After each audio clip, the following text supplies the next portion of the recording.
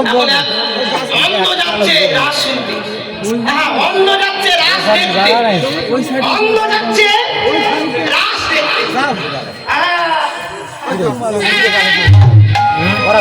মারবে তো মারবে, খোড়া লোকে ধাক্কা মেরেছে। ওরা বলছে এই তুই কানা নাকি রে? আবার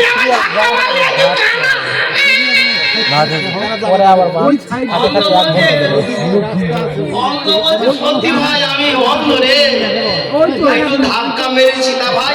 তুই রাস্তায় কেন? মানে আমি রাস্তায় নাচতে যাচ্ছি, ধাক্কা মেরেছি, হাঁটতে পারি সে বলে রাসে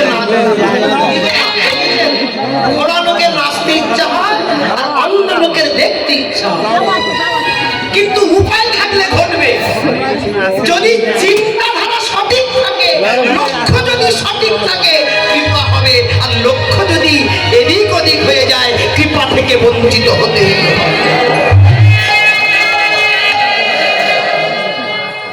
মনে আছে মহাভারতে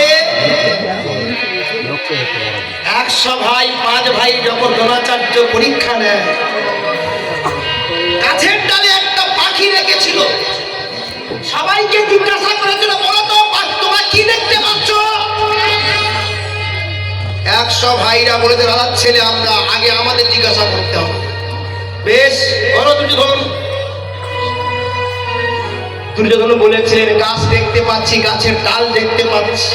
100 ভাই একই কথা, তারা বলেছে যাও তোমরা মারতে পারো, যাও সরে যাও। 5 ভাই জিজ্ঞাসা করছে তোমরা কি দেখছো? সবাই এক কথা, গাছের ডাল, পাখি। কিন্তু যখন অর্জুনের পালা এলো, অর্জুন তুমি কি দেখছো?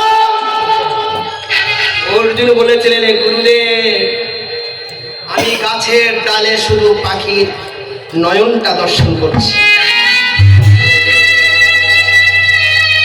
পাখিটা শুধু চক্ষুটা দর্শন করছি।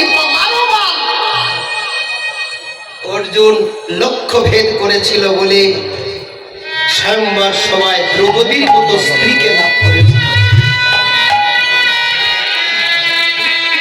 লক্ষ্য যদি সঠিক থাকে, ভগবানের কৃপা হবে। কি গো মা, ঠাকুর ঘরে যান? সবাই ঠাকুর ঘরে যান তো?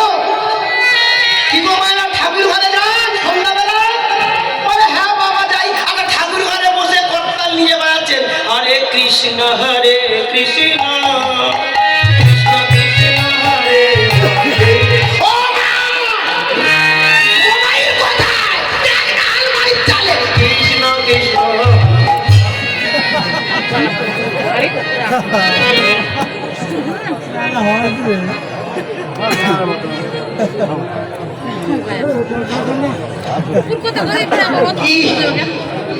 আমি ভুল করলাম না?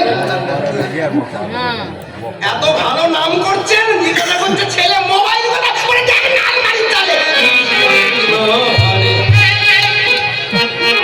কি গো এমন লক্ষ্য থাকলে গোবিন্দ লক্ষ্য দেবেন?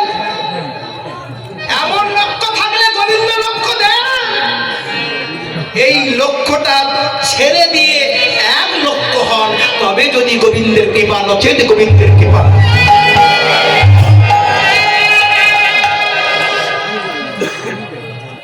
চিন্তাধারা সঠিক রাখতে হবে। হরে কৃষ্ণ। হ্যাঁ ওই অন্য মানুষটা খোড়া মানুষকে ধাক্কা মেরেছে। এই কোথায় যাচ্ছিস?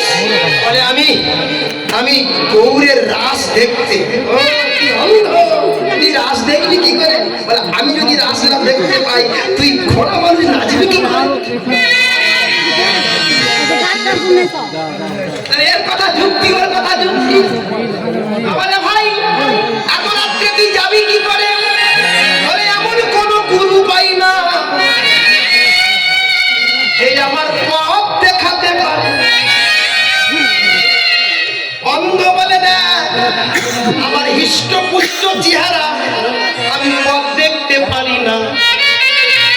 তুই আমার কাঁধে ওঠ, তুই আমার পথ দেখাবি, আমি তোকে কাঁধে করে নিয়ে যাবো রে ওই শিবা সঙ্গনে রাস দেখে।